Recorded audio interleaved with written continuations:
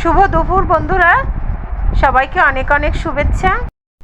বন্ধুরা, যে গরম পড়েছে, এই গরমে কিন্তু বাড়িতে যারা আছে আর বাহির থেকে যারা আসছে উভয়েরই কিন্তু অনেকটা ঘাম বের হয়ে যাচ্ছে।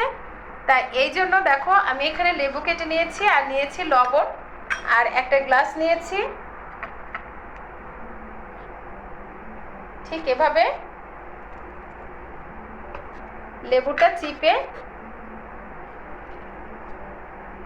অনেকেই আছে কিন্তু যে চিনিটা পছন্দ করে না, তাই এই জন্য চিনিটা কিন্তু দেওয়ার কোনো দরকার নেই। এর মধ্যে শুধু লেবুর রস আর সামান্য একটু লবণ দিয়ে যদি এই গরমের মুখে এভাবে এক গ্লাস ঠান্ডা জল খাওয়া যায়, তাহলে কিন্তু শরীরের অনেক ক্লান্তি দূর হয়ে যায়।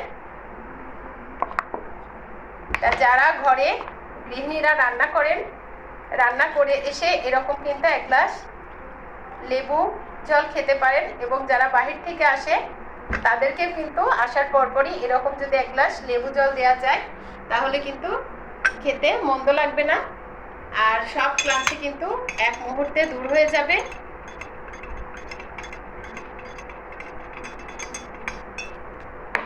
খুব সহজেই কিন্তু তৈরি হয়ে গেল।